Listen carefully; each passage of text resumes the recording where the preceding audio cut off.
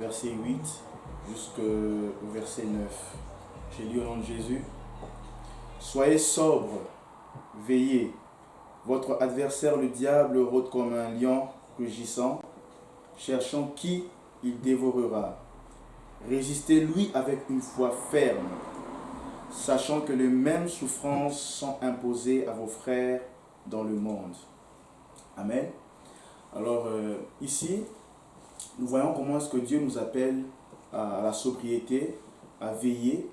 Et s'il faut définir c'est quoi être sobre, c'est être lucide, c'est être concentré spirituellement, c'est être modéré, c'est vivre une vie en ayant nos regards fixés sur le Seigneur, c'est rejeter tout fardeau.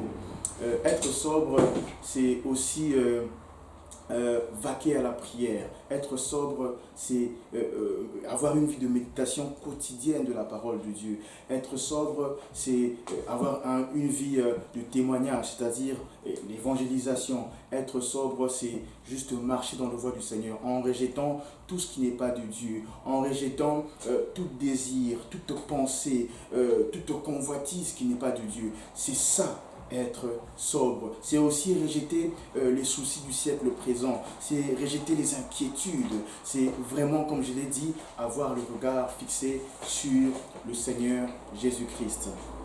Alors laissez-moi vous dire, sans ça, nous ne pouvons pas juste être sobres.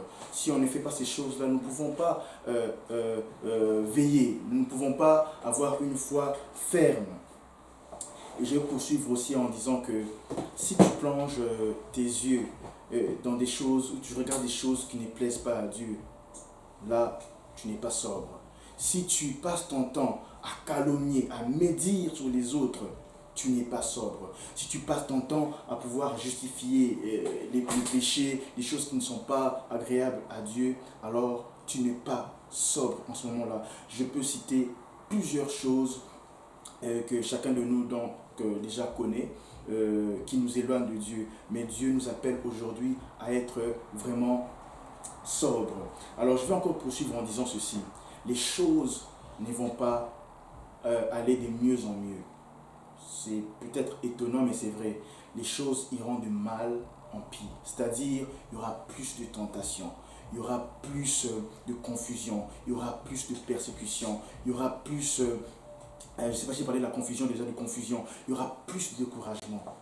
Ces choses vont venir encore et encore. C'est un peu comme dans le temps de Daniel avec ses compagnons à Babylone. On a demandé à ce que la fournaise puisse être chauffée 7 fois plus. Ça sera comme ça. Les choses vont s'empirer. Mais c'est dans ce temps-là, c'est dans ce moment-là que nous devons tenir. C'est dans ce moment-là que nous devons être sobres. C'est dans ce moment-là que nous devons veiller. Amen. Et je vais chuter en disant que oui, c'est pas facile. Je sais de quoi je parle. C'est vraiment pas facile. C'est pourquoi Dieu nous dit de résister. Il dit, le début du verset 9, il dit résistez-lui. Résister au diable. Avec quoi? Avec une foi ferme. Nous devons résister. Alors, quand on parle de la résistance ici, on ne parle pas de dormir ou bien de se relâcher. Ça parle vraiment d'une action forte de résistance. Amen. Donc nous devons résister. Nous devons résister. Et laissez-moi vous dire que oui, résister, ça coûte. Résister, c'est un sacrifice. Résister, c'est avoir une décision radicale face au péché. Tu peux faire des choses pour Dieu. Oui, c'est bien.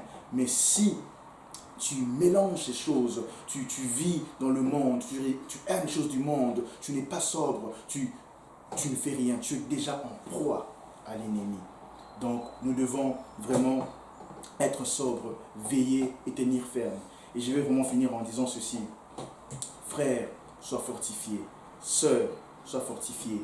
Persévère dans l'effort que tu fais. Persévère dans la marche avec le Seigneur. Nous ne voulons pas juste avoir service après service, précepte après précepte, loi après loi, connaissance après connaissance. Mais Dieu veut que nous puissions changer. Dieu s'attend à ce que nous puissions changer. Donc, soyons sobres, persévérants. Dieu avec nous, ça vaut la peine. Et le prix, la récompense est au bout du chemin, la vie éternelle. Non seulement pour nous, mais pour ceux qui vont obéir au travers de nous nos familles, amis et connaissances. Que Dieu nous bénisse.